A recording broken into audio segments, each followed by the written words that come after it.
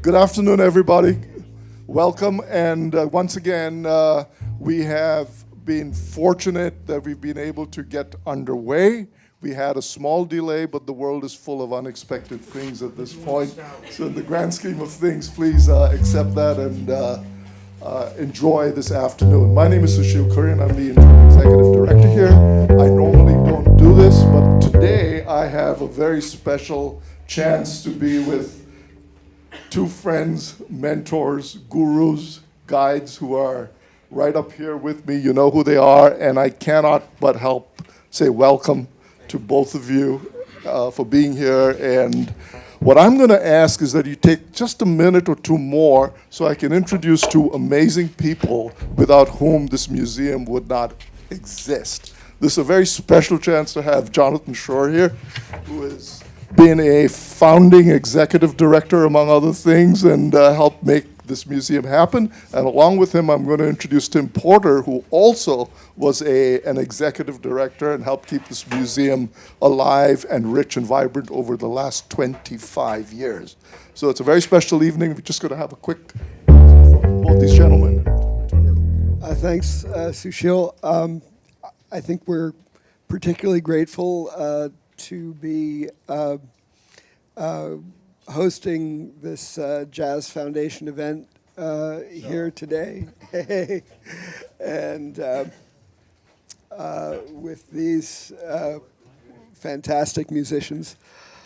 The Jazz Museum in Harlem and the Jazz Foundation have a long history together, going back to Dr. Billy Taylor, who was involved in the foundation of the beginning of both organizations. I won't go into all the shared DNA, but Hank O'Neill, my cousin Abigail Scheuer, is very very involved with the board of the Jazz Foundation. So we do what has to be done together to keep this music alive and keep the people who make the music thriving. So thank you for being here. Tim? Thank you very much, Jonathan, and also Kurian. And thank you all, for being here. You are proof positive that jazz lives and that the arts live, and it will continue to live despite what's going on right now. I am particularly pleased, to be here this evening, to be here to hear the music of very good friends. A mentor. I studied with Ronnie at one point for several years, and also I believe produced an album of yours and wrote the liner notes for 2 of your albums. And the last time that Harvey S. and I were here together, we were playing here, as a matter of fact, as part of a program that was called, what was it called? It was called Jazz and Architecture. Jazz and Architecture. It was called Mies for Mies van der Rohe and Miles for Miles Davis. Design and music, design and architecture. It was really terrific. And this gentleman over here, Tommy Campbell, the last time I saw him, we were in studio together, working on Flash of the Spirit. Is there a Hooter winner? Just say yes, exactly. And any, Oh, yes. oh, right, exactly. In any event, folks, you're going to have a wonderful time. These are wonderful musicians, who are just always at the top of their game. And you all, of course, are at the top of your game as an audience. So thank you very much. All right. Thanks for being here. Who's ready for some music? All right.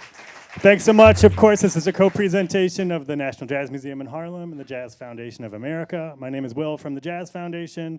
We're a nonprofit that helps musicians. Find out more at jazzfoundation.org. Very excited to get right into it with one of our nearest and dearest. He's held down a gig with us for many, many years at Englewood Hospital, where we have had musicians in the lobby, entertaining people there. And I also want to acknowledge one of our board members, Dr. Frank Forty, who is our great hero from Englewood Hospital, who's personally provided millions of dollars in pro bono care. He's also an ace guitarist, so we have two guitar heroes of Englewood here. And Ronnie, of course, has worked with many greats from Barry Harris to Sheila Jordan, and we're so pleased to have his trio with Harvey S. and Tommy Campbell. Please welcome Roni Ben-Hur. Thank you, guys.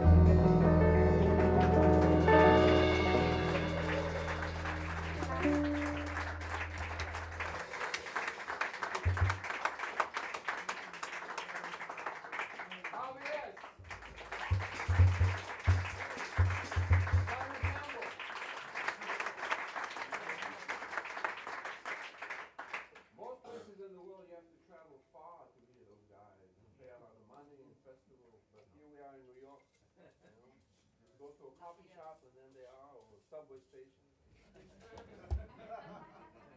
You know, in times like today, it helps us to remember as musicians how much this music meant to generations before us. I said in times like today, it helps us to remember as musicians what music meant to all of us throughout times that were very dark. I mean, there are dark clouds out in the sky, but there were some days that were very dark in America. And I think about, what did Duke Ellington do? How did Billie Holiday handle that? You know, how did Lester Young walk down the streets knowing all that he knew? And there was always this thing about the music is this beautiful bubble. You come to the place to hear the music and you leave everything behind. And you come on the bandstand and you leave everything off the bandstand. So we're very blessed to have this ability to go into this bubble, you and us. And we're very thankful for people like you who make it happen for us to do that. So here's to live music, and hopefully more better things will come to us. Yes. The song we just played is called The Thrill Is Gone. It's an old standard, and it's on my first album. The first album I made was in 1995. It's 30 years ago, wow, with Barry Harris, Leroy Williams, and Lyle Atkinson. And that was the first track. And I'd like to continue with a song I recorded with Harvey. I did a few albums with Harvey. It was the good fortune to do that, and we have more to come. Let's do Pra Machucar Meu Coração. This is a beautiful song by Ari Barroso from Brazil. Many of you know Ari Barroso from his composition, Brazil. Brazil, ba, ba, ba. So, but this is a less known, but I think most of you would know it, you know. And so here it is, Pra Machucar Meu Coração, which means, for it will break my heart.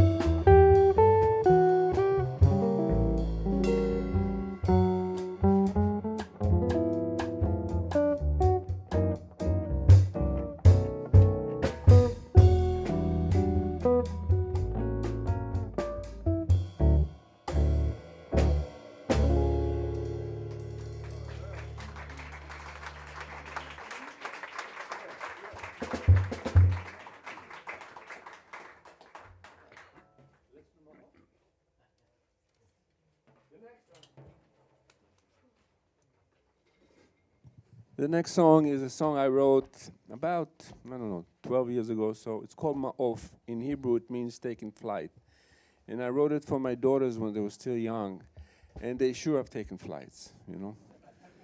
They're doing great, God bless them, you know. Sometimes they're too adventurous for my good health, but that's the way life is. I'm glad for that. So this is our version of Ma'of.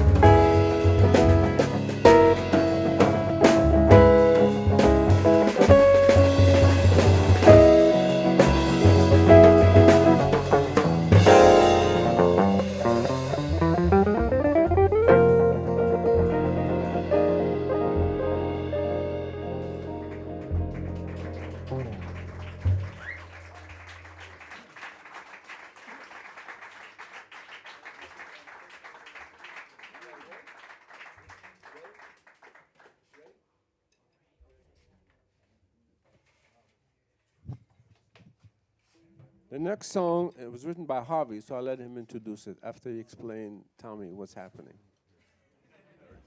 See, there's not a lot into jazz. It's just this, that, and that's it. It's like a good lasagna, you know, just this.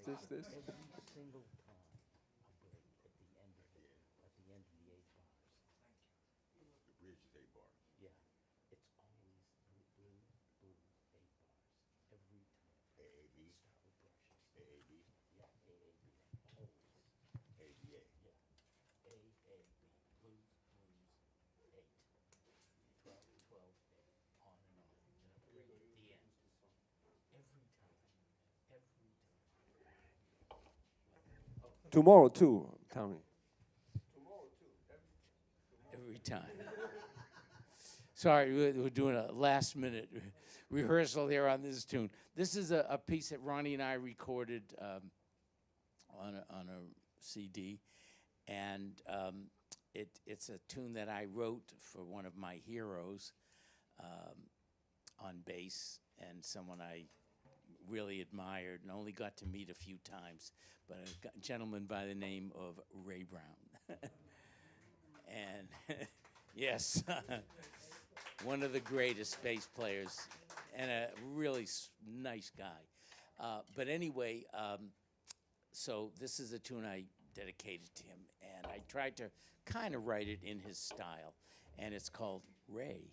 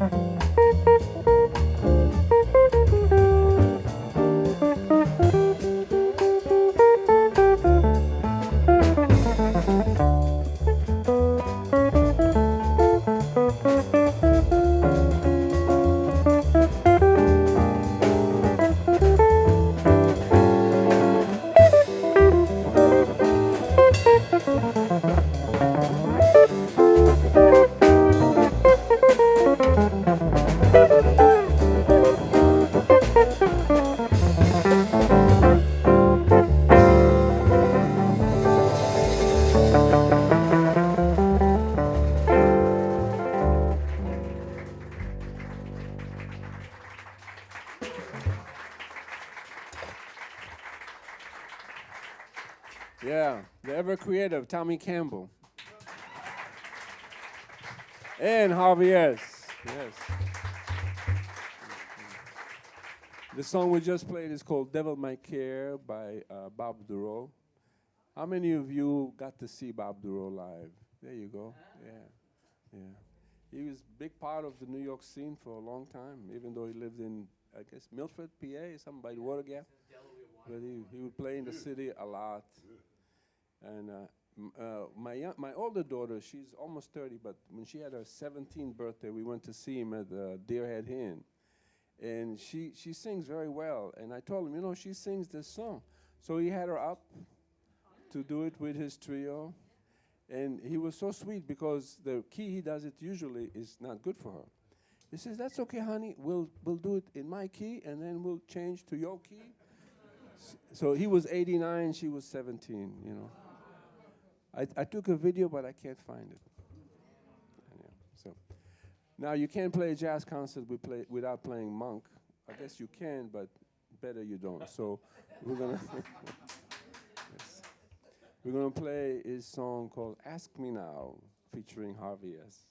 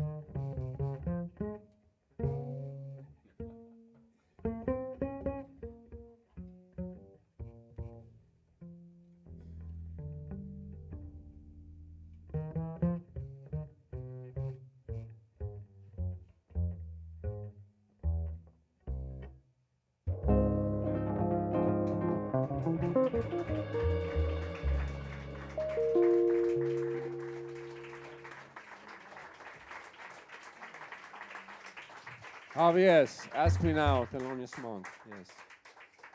I think it's time for our last one. Yes. So before we play the last one, I want to thank the National Jazz Museum in Harlem for making these events happen and possible. Yes. I want to thank the Jazz Foundation of America, a very wonderful organization. Those of you who are not familiar with it, please get familiar with those organizations, because at times like today, we need to watch out for each other much more than before. I want to thank all those people like you, Frank Forte, who've been so advocating for jazz musicians for so long. And this is a career that sometimes is very precarious. And yes, most of the time. How about that? We'll agree on that. Yes. Yes, and what keeps us together is the support that we feel from people like you, and people who do more and people who do less. But as long as you do something, and we need to stick together, get through this mess. So here's a song by Baden-Powell. It's called Daisha, which means let it be in a way. Here's Daisha. I recorded that with Harvey as well, and we need to record something, Tommy. It's about time, don't you think? You think Tommy and I should record something?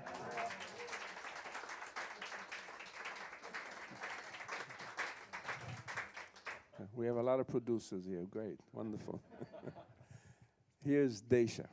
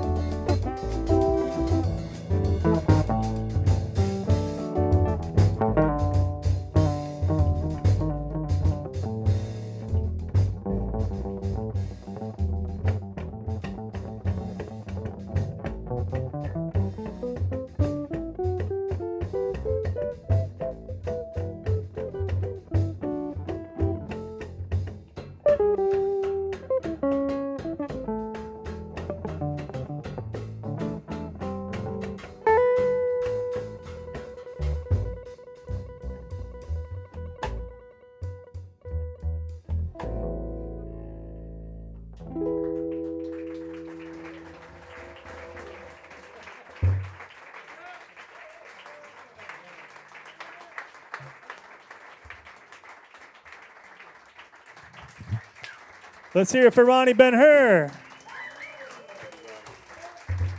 Harvey S. Tommy Campbell. And his bag of tricks. Thank you all for being here. Once again, this is co-presented by the National Jazz Museum in Harlem and the Jazz Foundation of America. Please support the museum if you're here or if you're online. You can also donate to the Jazz Foundation at jazzfoundation.org. Our next concert here is 2 weeks from today with the great Ray Blue. Please join us then.